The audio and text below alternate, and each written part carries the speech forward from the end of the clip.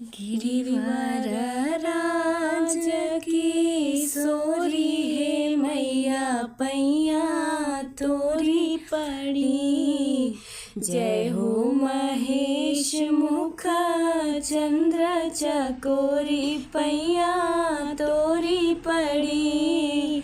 जय हो महेश मुख चंद्र चकोरी पैया तोरी पड़ी।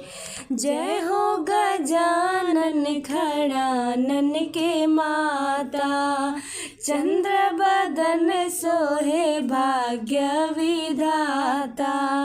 फेरी नजर तनी सेवका के ओरिया पैया तोरी पड़ी।